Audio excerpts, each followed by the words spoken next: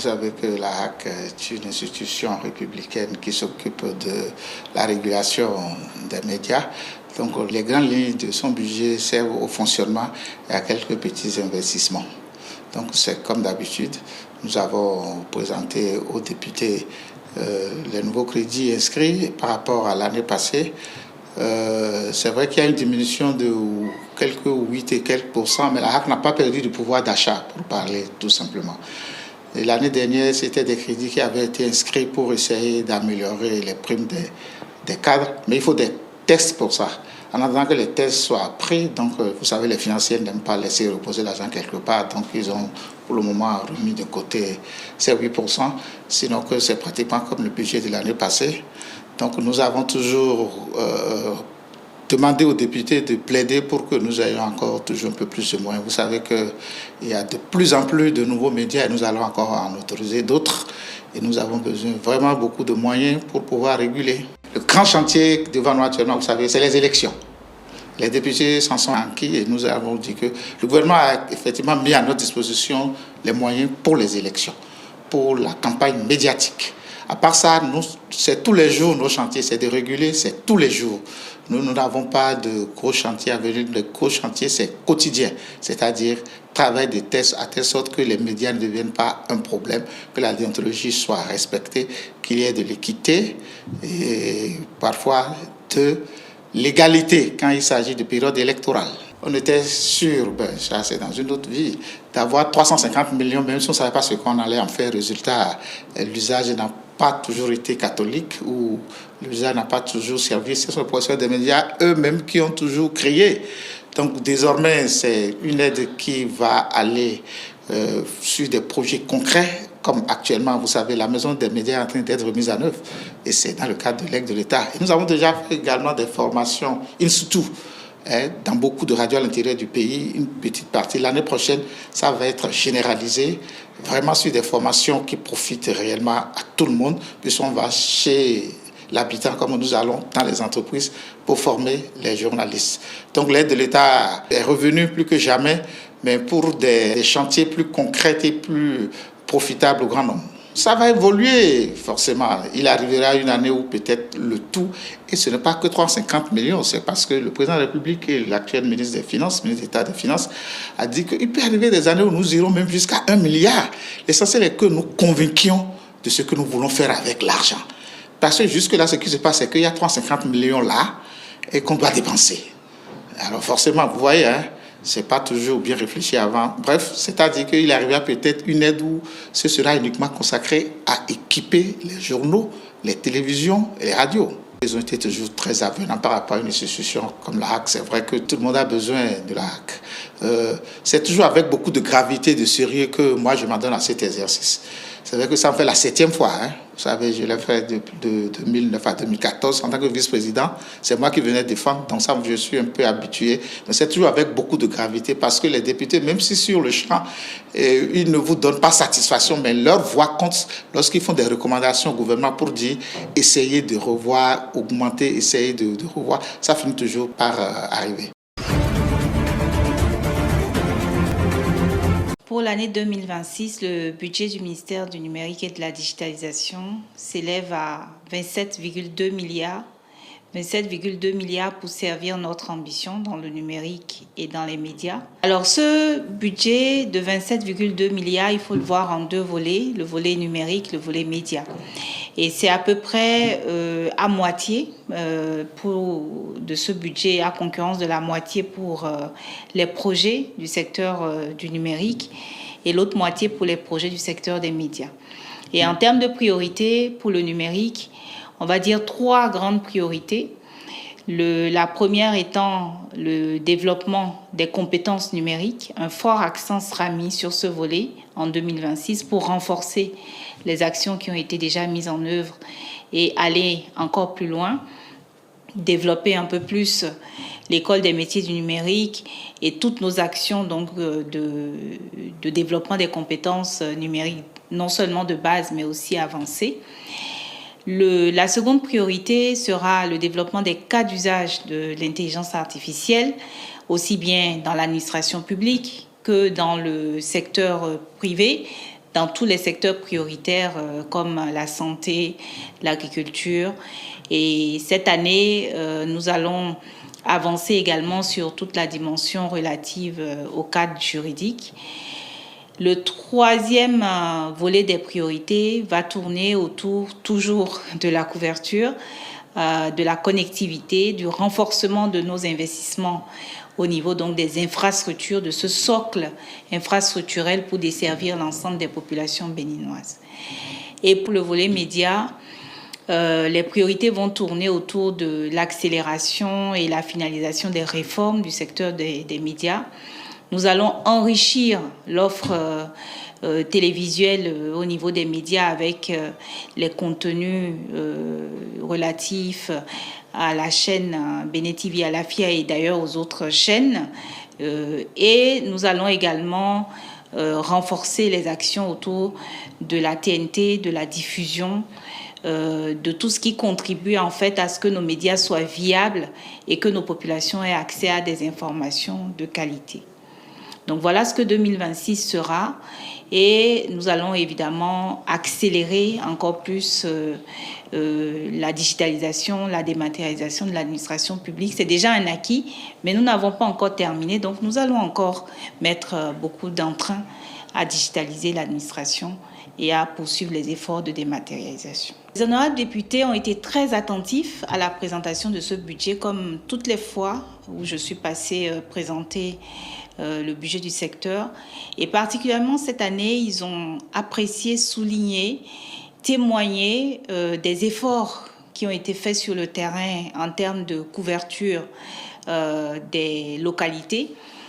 Plusieurs honorables ont témoigné de ce qu'ils ont pu se rendre compte que, par exemple, les zones frontalières ont été largement couvertes, que la résorption des zones blanches dans notre pays s'est accélérée.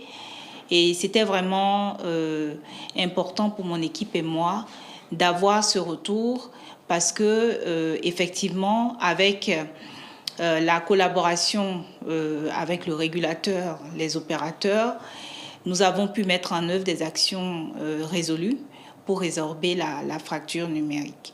Ils ont aussi, les honorables députés, été très préoccupés et ont donné tout leur engagement pour que l'accélération de nos projets, la mise en œuvre dans l'atteinte des objectifs soit effective. Et je veux ici les remercier pour leur engagement, pour leur soutien constant. Et nous avons terminé en promettant que ces crédits qui ont été alloués au ministère seront utilisés à bon escient. Au Bénin comme ailleurs, les salutations sont parfois perçues comme une obligation lorsque des personnes se rencontrent pour la première fois dans la journée. Sans l'accomplissement de ce rituel, difficile d'entamer une conversation. Si en passant, je vois des personnes petites ou grandes personnes assises, bon, je les salue sans les connaître, non ou pas. C'est un signe de respect. Si tu ne salues pas, on va traiter d'impolitesse. Nous, les jeunes, on fait de la jeunesse et on ignore les grandes personnes. Donc, en passant, on ne les salue pas. Donc ça diminue. Pour certains, les salutations sont devenues une pièce rare au sein de la nouvelle génération. Un problème auquel il faut remédier. Hier, lorsque un jeune, un moins âgé que vous voit, c'est lui qui est le premier à aller vers vous pour vous saluer. Et lorsqu'un jeune salue, il ne doit pas tendre la main à son aîné. Il le salue. Quand nous, on était petits, pour saluer les gens, on croisait les bras pour saluer nos aînés. Que ce soit à la maison, que ce soit en ville. Quand vous voyez par exemple votre instituteur en ville, c'est vous qui courez vers lui pour le saluer, les bras croisés. Mais malheureusement aujourd'hui, ce qu'on constate, ce n'est pas tous les enfants, mais beaucoup d'enfants, vous voyez, saluent sans même pouvoir dire bonjour papa ou bien bonjour maman, dit bonjour simplement.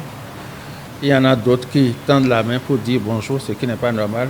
C'est à la limite de l'impolitesse. Des fois, vous voyez des enfants qui vous dépassent Surtout quand vous êtes dans un milieu, disons, communautaire, dans une communauté, et que vous venez, et que parce que l'enfant ne vous connaissait pas, il ne prend pas la peine de vous saluer. Ou bien parce que vous avez une apparence de quelqu'un pauvre, il ne vous salue pas. Ce qui n'est pas normal parce que c'est par rapport à l'âge, c'est pas par rapport à la place de la personne dans la société qu'on salue. C'est par rapport à l'âge que le moins âgé vient vers le plus âgé pour le saluer. Mais aujourd'hui, vous voyez, tout le monde reste debout pour dire bonjour.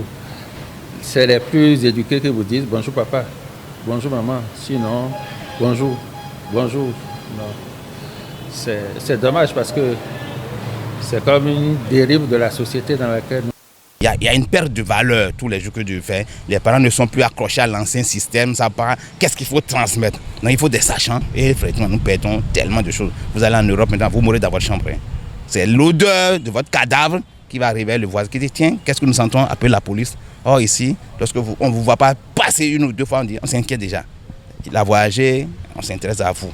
Donc c'est des valeurs non monnayables. C'est un marqueur d'identité culturelle, c'est également une occasion de renforcement des liens sociaux, c'est également une expression de respect. Il faut saluer selon les circonstances, selon les acteurs en présence, selon le statut de l'acteur en présence. Il faut vraiment savoir comment saluer. Et cela passe par ce qu'on appelle la socialisation primaire. Lorsque nous naissons dans une famille, il y a ce qu'on appelle les rites. Ça, c'est un rite de présentation. Donc, il y a les rites profanes, c'est ce que nous faisons partout, salutation dans la rue, etc. Mais il y a les rites sacrés, c'est la salutation que nous faisons dans un lieu dédié, dans un lieu religieux, dans un couvent, comme je vais donner l'exemple. Mais il y a également cette forme de salutation qu'on peut observer partout. Et c'est une forme de respect. Donc, saluer les personnes âgées. Les salutations confirment donc l'identité humaine, l'éducation reçue et permettent l'ouverture vers autrui. Plus qu'une simple habitude, elle reste et demeure un héritage qu'il faut inclure dans son quotidien.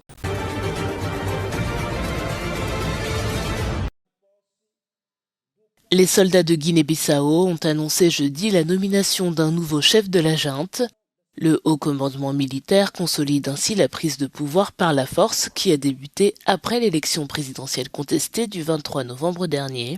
Le général Horta Intaha a donc été investi à la tête du gouvernement militaire qui supervisera une période de transition d'1 an.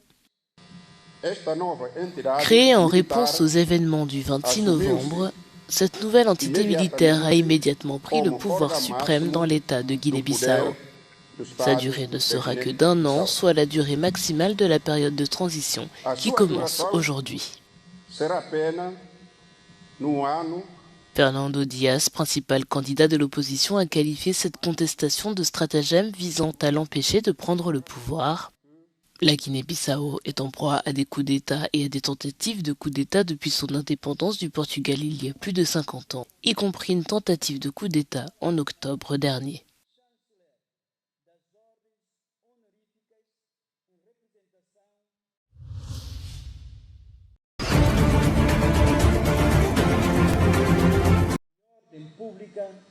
Ce mercredi, un coup d'État militaire avait secoué la Guinée-Bissau, conduisant à la destitution du président Umaro Sissoco Embalo quelques heures avant l'annonce des résultats provisoires de l'élection présidentielle. Le général Horta Intaha, jusqu'alors chef d'état-major de l'armée de terre, a été investi à la tête d'une transition d'1 an. La prise de pouvoir a immédiatement suscité de vives réactions à l'international. La CEDEAO a suspendu la Guinée-Bissau de ses instances dirigeantes et organisé un sommet extraordinaire pour coordonner une réponse régionale. L'Union africaine et le Nigeria ont également condamné fermement le coup d'État, exigeant le rétablissement immédiat de l'ordre constitutionnel. Une mission de médiation, incluant le Sénégal, a été dépêchée sur place. Le président destitué Umaro Sissoco Embalo a été transféré en toute sécurité au Sénégal à bord d'un vol spécialement affrété par la CEDEAO.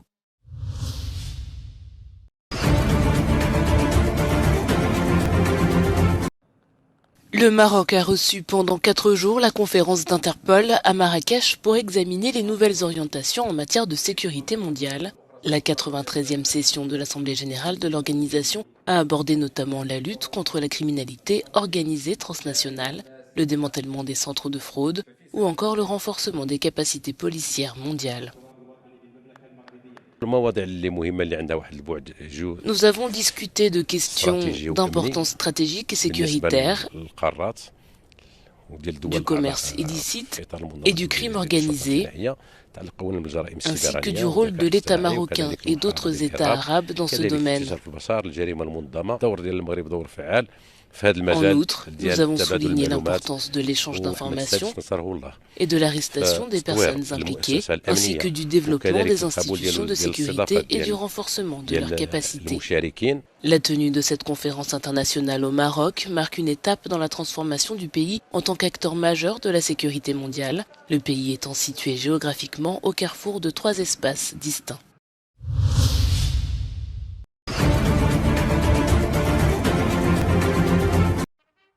Le président français a annoncé la création d'un service purement militaire en 2026. Le dispositif fonctionnera uniquement sur la base du volontariat et concernera 3000 jeunes de 18 à 19 ans l'an prochain avant d'atteindre l'objectif de 30 000 personnes d'ici à 2030. Nous ne pouvons pas revenir au temps de la conscription, mais nous avons besoin de mobilisation. Mobilisation de la nation pour se défendre. Pas contre tel ou tel ennemi, mais pour se tenir prête et être respectée. Le chef de l'État français a annoncé 6,5 milliards d'euros de dépenses militaires supplémentaires pour les 2 prochaines années. La France vise un objectif de 64 milliards d'euros de budget de défense annuel en 2027, soit le double du budget actuel. Je veux ici insister sur le fait que le service national concernera seulement des volontaires et le cœur sera constitué par les jeunes âgés de 18 à 19 ans. En cas de crise majeure, le Parlement pourra autoriser de faire appel, au-delà des seuls volontaires, à ceux dont les compétences auront été repérées durant cette journée de mobilisation, et alors le service national deviendrait obligatoire. Emmanuel Macron a déclaré que les jeunes volontaires serviront uniquement sur le territoire métropolitain et outre-mer. Aucun déploiement n'est prévu à l'étranger.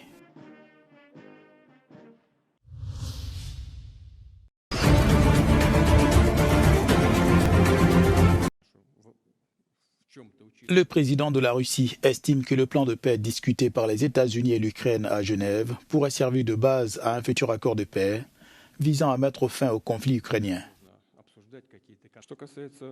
Jeudi, Vladimir Poutine était face aux journalistes à Moscou. Il a déclaré, je cite, « Il n'y avait pas de projet d'accord. Il y avait une liste de questions qui a été présentée pour discussion et formulation finale. Je l'ai déjà mentionné à plusieurs reprises. Nous en avons discuté avec les négociateurs américains avant ma visite aux États-Unis et en Alaska. Par la suite, cette liste de 28 accords possibles a été compilée. » Fin de citation. Le chef du Kremlin a ajouté que chaque mot de l'accord de paix comptait, estimant que dans l'ensemble, la position américaine tient compte de la position discutée avant Anchorage et après Alaska. La délégation américaine est attendue à Moscou la semaine prochaine.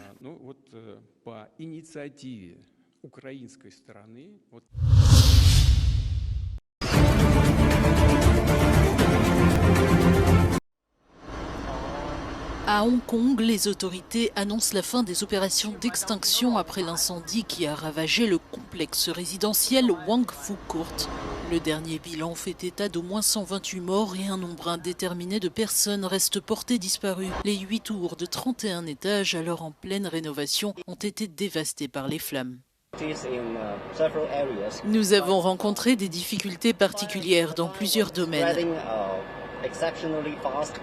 Tout d'abord, le feu se propageait à une vitesse exceptionnelle. Comme vous pouvez le constater, il a rapidement gagné l'ensemble des 7 blocs du complexe immobilier. Ensuite, nous avons été submergés par de nombreux appels à l'aide, ce qui nous a contraints à déployer nos équipes simultanément sur plusieurs interventions. Par ailleurs, la chute de débris et d'échafaudage depuis les étages supérieurs compliquait considérablement l'accès aux bâtiments touchés.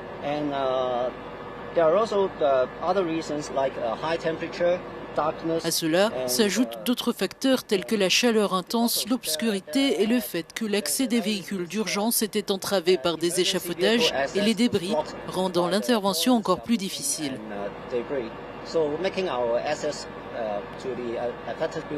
Face à l'ampleur de la catastrophe, plusieurs organisations locales ont lancé des campagnes d'aide aux survivants et aux familles endeuillées. Hong Kong n'avait pas connu un incendie d'une telle gravité depuis 1948.